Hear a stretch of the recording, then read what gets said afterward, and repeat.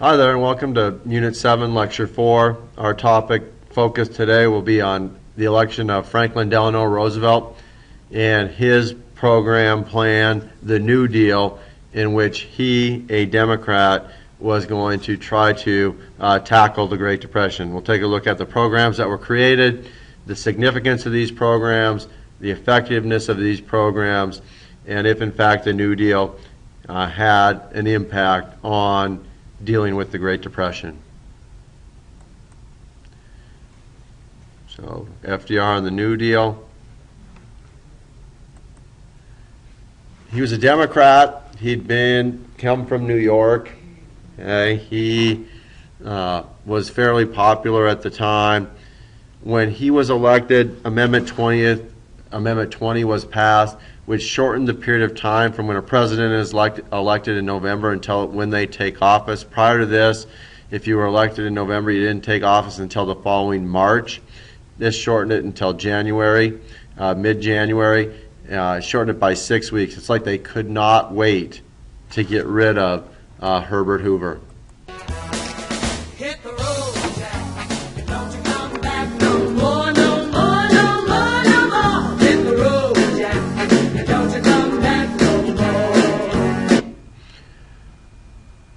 When we talked about the decade of the 20s and the Republican return to dominance in politics, we talked about trickle-down economics and the Republican approach to staying out of the economy, government staying out of the economy as much as possible.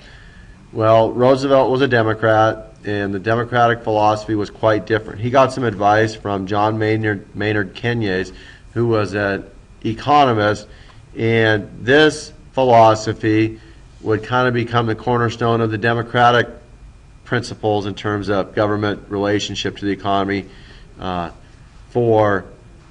the foreseeable future, even today, with the last current economic crisis we had with President Barack Obama. Anyway, they believe that the government should act as a primer to prime the pump by injecting money into the economy through people, creating jobs, programs to put the money in the hands of more people with hopes that they would spend it, and this would stimulate the economy, create more jobs, create demand for goods, and so forth. So this was the approach that Roosevelt would use when he was developing plans for his program called the New Deal.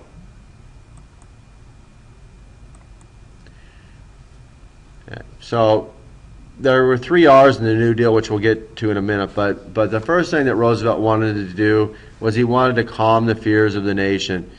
He wanted to restore the American confidence, and so he was fortunate enough to take advantage of new technology, the radio, and so he had a weekly radio program in which he would address the nation, and he would simply, spell out his programs and talk about how they were going to help the American people. And I think this had a great deal to do with why FDR was so popular at a time when America was struggling so much. Okay, because he was the first one to be able to connect with them on a more personal basis, and it was simply due to the technology available at the time. We will recover. The worst is over now. Roosevelt realized he wasn't an expert on the economy, and so he gathered a group of advisors together, economic advisors, some of them professors at Ivy League schools, and they became known as his brain trust. They were not part of his actual cabinet, but they offered him advice on how he could stimulate and help the American economy recover. As I mentioned before, Roosevelt believed that there were 3 components that needed to be addressed. First of all, and they were 3 R's: relief, short-term relief for people that were out of work. Okay, all these people had been out of work, banks had failed, and people had lost their money in banks. So relief was providing immediate relief to help people that were homeless, that were poor, that didn't have a job, and so forth. Recovery was medium term, looking at, some things to help the economy down the road a little bit. And finally, reform was long term. What had caused this crisis in the first place? And let's reform the issues. For example, let's not allow banks to invest in the stock market anymore. That was a major cause. Let's monitor the stock market. Let's create an agency to monitor the stock market to make sure we don't have another crash like occurred. Now, FDR, all presidents since FDR have kind of been judged of what they've accomplished in their first 100 days, and it's not really fair. FDR had a Democratic Congress at this time. The nation was in, economy was in shambles, and so the American people, on the heels of the Republicans in Hoover, who believed that the government shouldn't take any action, the public was kind of demanding action, and so it was easy for FDR to get all of these programs pushed through. But as we go through, a lot of these programs, these were initiated immediately, and so he did achieve many things quickly, but not all these things worked. So when we go through the New Deal, we're going to divide it into different areas of reform. So the first thing, the banking industry. I already told you that over all kinds, 6,000 banks had failed. It was a problem. Even more banks than that had failed, and people had lost their money. So the government declared a bank holiday, that all banks were going to be closed until they could be investigated, until they could be deemed worthy. And this was to kind of try to restore American confidence in the banking industry, which was not going to be easy.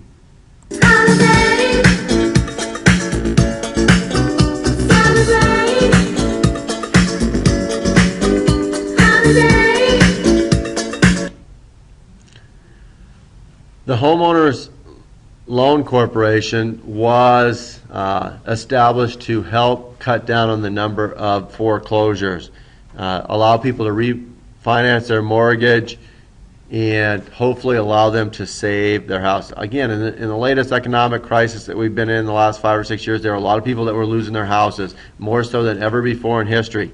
And that is a definite drain on the economy and the housing market. So FDR and his advisors believed that this was one way to stem the tide of the Depression, was to prevent people from losing their houses.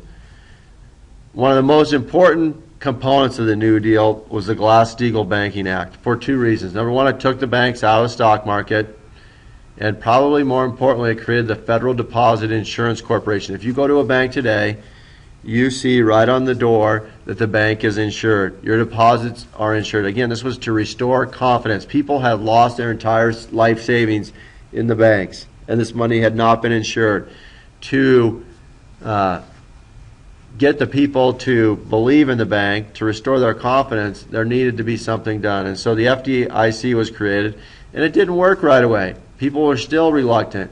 But today, and at that time, it was, deposits were insured up to $100,000.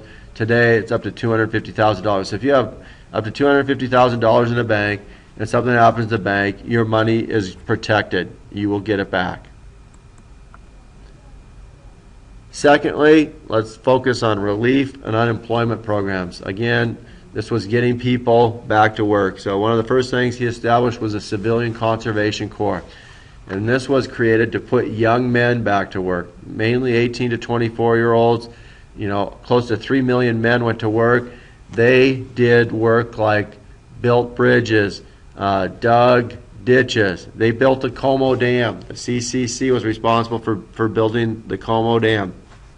They drained swamps. Maybe work that wasn't necessary, but work that, gave them a sense of stronger work ethic, a sense of belonging.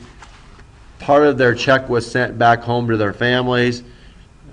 It did create quite a few jobs. The Federal Emergency Relief Act gave $3 billion to the states for dole payments. This was kind of like stimulus money. States could use this money to, however they deemed necessary, to improve infrastructure, build roads, again, to create jobs. Public Works Administration gave states $4 billion to create jobs by building schools, dams, bridges. Again, all of this that we're talking about now is stimulus money. Like President Obama used stimulus money And the only drawback to this, as we'll get to in a little bit, is it is creating jobs, but at the expense of the federal government. So again, Republicans are going to be anti this. It's creating bigger government, and in the end, it's resulting in more debt. Works Progress Administration, this was part of the second New Deal, employed nearly 9 million. This was more in arts and had artists and you know, to paint murals and musicians and so forth. Jobs for not just unskilled but more skilled workers. Okay, the National Youth Administration provided jobs for students, part-time jobs. Again, so a lot of jobs be created. But all of this, again, brought the unemployment rate, which was at 25%, down to 12 to 13%. So it cut it in half. It didn't completely solve the issue. Agricultural programs. Remember, the agriculture in the United States had also been affected due to surpluses and then the Dust Bowl. So the Agricultural Adjustment Act, which would eventually actually be ruled unconstitutional, attempted to eliminate price-depressing surpluses by getting rid of this. So they kind of paid farmers not to plant. You know, there were some examples of farmers slaughtering pigs, and this was in a time when people were starving, so there was a lot of controversy over this. The Federal Farm Loan Act allocated millions of dollars to help farmers not foreclose on their farms, to help them pay their mortgages. Industry and labor. The National Industrial Recovery Administration established maximum hours that could be worked, minimum wages, minimum prices that could be set. Part of this was also ruled unconstitutional in dealing with the minimum prices. Production limits and quotas. Again, they were trying to regulate how much was being produced, you know, and establish maximum hours. They weren't so concerned about people working over 40 hours a week. They just wanted to create more jobs. So instead of, you know, one person working 60 hours a week, maybe they thought it might be more beneficial for the economy to have two people working 30 hours a week. The Fair Labor Standards Act is significant. It's still how a lot of the regulation of minors working is based upon today. So no labor work under 16 and no dangerous labor under 18. And again, that's on the OSHA website today. Certain occupations you cannot participate if you are under 18. No operating heavy machinery, for example. Other various laws and programs in the New Deal. The Tennessee Valley Authority attempted for the government to create and provide electricity to rural America. The power companies didn't want to do it. It wasn't really cost effective for them to provide electricity to rural parts of America. There weren't enough people living out there, so the government was going to do it, and now the electric companies were a little bit concerned because they didn't want to compete with the government. But again, if you're providing electricity, that's going to lead to jobs. It's going to make maybe people have different opportunities. The Federal Housing Administration, small loans to homeowners to improve their homes or build new ones. Again, more stimulus, trying to stimulate the construction industry. The Social Security Act was established kind of as we know it today. Pensions for the elderly and the disabled. You know, again, more stimulus money. And the Revenue Act was created, which created tax brackets, meaning the more you make, the more you pay. So one of the ways that Roosevelt thought this could be paid for were higher taxes on the rich. Well, the New Deal came under attack from both the left and the right. The left believed, you know, the liberals, the far left, believed that Roosevelt was not doing enough, and the right believed that, you know, he'd done far too much. The government was spending too much money, getting too involved in the business, or too involved in the economy. And so he had, you know, the Supreme Court struck down a couple of his decisions. He really wasn't happy with the Supreme Court, and so he tried to force a mandatory retirement age, because most of those on the Supreme Court were Republicans, they were they were conservative, and he tried to increase it from 9 members to 15 justices, but none of that worked. And so criticisms of the New Deal. The New Deal failed to end the Great Depression. Okay, it says unemployment never got below 16%. World War II is what ended it. So he did all this stuff, accumulated a ton of debt, but it never solved the problem. Although I'm sure the people that were given jobs and paychecks were quite happy that he did it. You need to keep in mind, he was continually elected, so the people in America must have believed in what he was doing. Bureaucracy mushroomed. That means the size of the government. Size of the government grew substantially. The federal government took power away from the states. The national debt doubled from 1932 to 1939, from $20 billion to $40 billion. So people talk about President Obama and how much President Obama has added to the debt, which he has, but he's patterned much of what he did after what FDR did, because this current economic crisis that we've been enduring for the last several years, which we're now finally pulling out of, it has been the worst since the Great Depression. And so obviously if the government starts handing out stimulus money and bailing out banks and lending institutions, there's going to be some price for that. Plus, on top of it, the United States has been involved in a couple conflicts, military conflicts, that cost a substantial amount of money as well.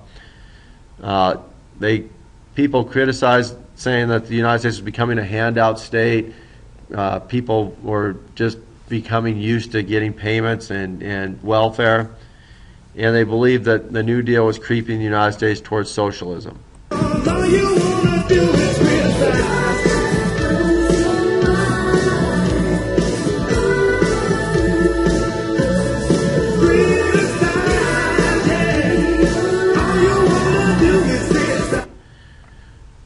There was, however, support of the New Deal.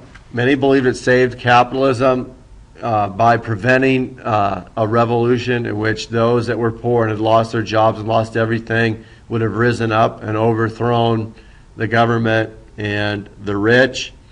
FDR's positive leadership restored Americans' pride and faith in the government. Again, he was elected 4 times, and people believed in what he was doing, and he inspired them, and he really did pull the nation through one of its darkest hours. New Deal relieved the worst of the crisis in 1933. It got the United States headed back in the right direction. Fair distribution of national income was achieved. Remember when we talked about the 0.01% making as much as the bottom 42%. Promoted the principle that the federal government was morally bound to prevent mass hunger by managing the economy, that it was the government's responsibility to take care of those people that could not take care of themselves.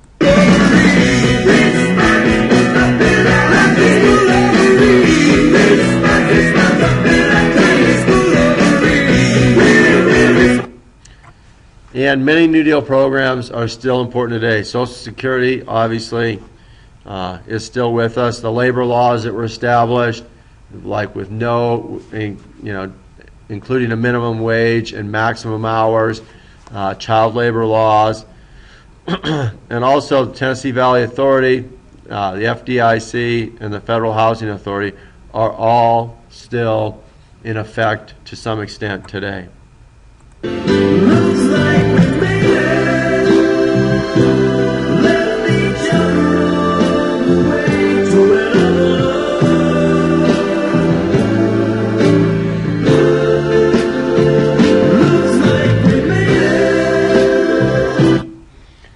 So although the New Deal did not end the Great Depression, it did provide relief to many Americans. It did set the United States on the course of recovery, and many of the programs and philosophies of the New Deal continue forward in American government philosophy.